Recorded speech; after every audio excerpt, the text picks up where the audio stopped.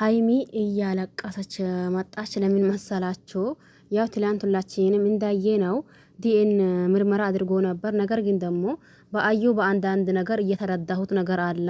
እኔ ብሩክን ከልብ ወደዋለሁኝ፣ ከሱ መለያትም አልፈልግም። ይህንን ደግሞ አሁኑኑ አስጠንቅቄ ሊነግረው ፈልጌ ያለሁኝ።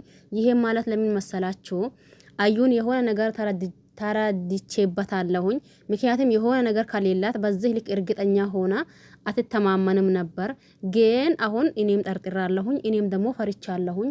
ይሄ ነገር ደግሞ ምንም አይነት ነገር ቢፈጠር እንኳን እስቲ ያለውን ነገር ብሩክን አሁን ከልቤ እንደማፈቅረውና እንዲሁም ደግሞ ከልቤ እንደሚወደው ይነግረዋለሁ እያለች ብሩክን ጠርታው ነበር። ከዛን እሷም ስቅስቅ ብላ እያለቀሰች ነበር። ይሄንንም ደግሞ የእያንዳንዱን እየነገረችው ነበር። ብሩክም በምንም ተአምር ሆኖ በምንም ልጁ የኔ ሊሆን አይችልም። ሲቀጥልም ደግሞ እንኳን ይሄ ነገር ቢፈጠርም እንኳን አጋጣሚ ሆኖ ቢፈጠርም እንኳን እሱ ከኔ እንድትሆን ግዴታ የለብኝም። ሀይሚዬ ታረጅኝ፣ እኔንም እኮ አግዥኝ። በዚህ ሰዓት እኔንም አንቺ ማበረታታት ነው ያለብሽ እንጂ አንቺ አልቅሰሽ እኔንም እንድታስለቅሽኝ አልፈልግም። ምክንያቱም እኔ ራሴን አውቀዋለሁኝ። በምንም ተአምር ሆኖ በምን ከሷ ጊዜ ያሳለፍኩት ጊዜም የለኝም። ነገር ግን ደግሞ ምናልባት ያኒ የሆነ ነገር እንኳን ቢከሰትና የሆነ ነገር እንኳን ቢፈጠር አሁኑን አስረግጬ ነግረሻለሁኝ። ልጁ የማሳደግና እንዲሁም ደግሞ ለልጁ ማድረግ ያለብኝ ነገር ሙሉ በሙሉ አደርጋለሁኝ እንጂ ከሷ ሁን የሚለኝ ህግም የለም። ከሷ ግዴታ ደግሞ ሁን የሚባልም ነገርም የለም። ከዚህም በኋላ ይወልሽ ቃል ገብቼልሻለሁኝ ሀይሚዬ። ልጅቷን አስቀይማታለሁ። ልጅቷ ጤነኛ አይደለችም። ሲጀመር የሆነ ቦታዋን የሚያማት ነገር አለ እንጂ በዚህ ልክ ደግሞ እንደዛ እርግጠኛ የሆነችበትም ጉዳይ እኔ ላቀው አልቻልኩኝም። ግን ከዚህ በኋላ ትዕግስት የኔም አልቋል እያላ ነበር። ለማንኛውም ሰላም አለይኩም ወራህመቱላሂ ወበረካቱሁ። ውድና ተከበራችሁ ውድ ቤተሰቦቼ በሙሉ ሀባይብ እንዴት ናችሁ? ደህና ናችሁ ወይ? እኔ ደህና ነኝ አልሐምዱሊላህ። እናንተስ እንዴት ናችሁ? ሁላችሁንም ሰላም ብያለሁኝ። በያላችሁበት ዓለም ዳርቻ የአላህ ሰላም እንዲሁም ዝነት በረከት ርህራሄ ከእናንተ ጋር ይሁን እያልኩኝ ብዙ ጊዜ ሁላችንም ብዙ ሰዎችን እናያለን። ነገር ግን ደግሞ እንደዛው አንድ ላይ ተጣምሮ ሁለት ጥንዶች ተጣምሮ አብሮ ሲሆኑ ከተወሰነ ጊዜ በኋላ ሶስተኛ ወገን ማይቶ እየገባ ከዛን ደግሞ ያልታሰባ ነገር እኛም ያላሰብነው ነገር እነሱ ላይ ይፈጠራል ማለት ነው። ይሄም ማለት ብዙዎቻችን ሀይሚንና እንዲሁም ደግሞ ብሩክን እንወዳቸዋለን። እንዲሁም ደግሞ እንዲለያዩም አንፈልግም። ገባችሁ አይደል? እንዲለያዩም አንፈልግም። ነገር ግን ደግሞ አንዳንዴ ምን አላ መሰላችሁ እዚህ ጋር ሶስተኛ ወገን ስትመጡና ስትገቡ ለራሳችሁ ክብር እንደሌላችሁ ገባችሁ አይደል? ለራሳችሁ ክብር እንደሌላችሁ ለራሳችሁ እንደማትጨነቁ ለክብራችሁ እንደማትጨነቁ ነው እየተረዳናችሁ ያለ ነው። ምክንያቱም ሶስተኛ ወገን ማይታችሁ ስትገቡ እኔ የምሬንን ግራ እየገባኝ ነው ያለው።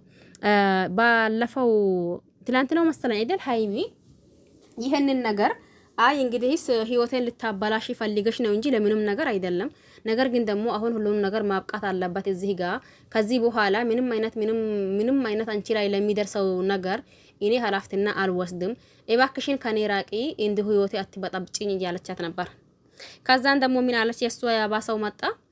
አንቺ ነሽ እንጂ በሰው ህይወት ዘው ብለሽ እየገባሽ ህይወታችን በጣበሽው እንጂ እኔ እኮ በመሃል መጥቼ አይደለም።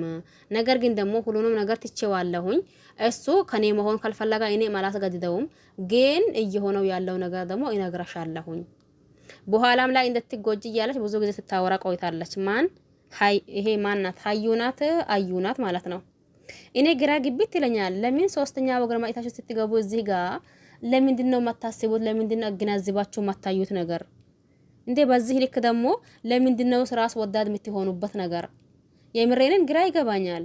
እንዴ በዚህ ልክ ራስ ወዳድ መሆን፣ በዚህ ልክ ደግሞ በሁለት ሰዎች ህይወት መካከል ማይቶ መግባት ራሱ ምን የሚሉት ነገር ነው? እናንተም ጋር ይሄ ጥያቄ አለ ወይስ እኔ ጋር ብቻ ነው ይሄ ጥያቄ ያለው? የምሬንን በጣም ሲበዛ በሁለት ሰው መካከል ማይታችሁ የምትገቡ እናንተ እያሰባችሁበት ለራሳችሁ ቢያንስ እንኳን ለራሳችሁ ክብር ሊኖራችሁ ይገባል እንዴ። ለምን በዚህ ልክ እንደዛ ትሆናላችሁ? ለራሳችሁ እኮ እዚህ ጋር እኛ ስናያችሁ ለራሳችሁ ክብር የሌላችሁ እንዲሁም ደግሞ ለክብራችሁ ማትጨነቁ ሰዎች ነው አድርገን የምናያችሁ። አሁን አዩ እዚህ ጋር ብዙዎቻችን አይ የምታወራው ነገር ልክ አይደለም ትክክል አይደለም ብለን አይደል? ነገር ግን ደግሞ አሁን ዲኤንኤ ከተመረመረ በኋላ ውጤቱ እሷ እንዳለች ሳይሆን ሲቀርና እንዲሁም ደግሞ ውጤቱ እሷ እንዳሰበች ሳይሆን ሲቀር ምንድነው የሚሰማት? ህዝቡ ራሱስ ምን ይለኛል ማለት ማሰብ ተገቢ ነው ብዬ አስባለሁ። ተግባባን። ስለዚህ እስቲ የሚሆነው በሚመጣው እናያለን። ግን ደግሞ ሀይሚ እስከዛ ድረስ ደግሞ አንቺ ራስሽን አጠንክረሽ እንዲሁም ደግሞ ጠንካራ ሆነሽ ከመጀመሪያው ይበልጥ ለምንም አይነት ነገር ግድ የሌለሽ ሰው ሆነሽ እንትን ብትይ ተገቢ ነው ብዬ አስባለሁ። ማልቀስ መፍትሄ አይሆንም። እንዲሁም ደግሞ ብሩክን አጣዋለሁ ብላሽ መፍራት ሳይሆን አንቺ ራስሽ ምናልባት የብሩክም ቢሆን ከብሩክ አልለይም የሚለው ተስፋ አንቺ ራስሽ አስቢበት እንጂ ብሩክ አንቺን ትቶ ወደ ሀዩ ጋር ይሆናል ልጁ የራሱ ቢሆን እንኳን ከሀዩ ጋር ይሆናል የሚል ተስፋ እኛ የለንም ማለት ነው።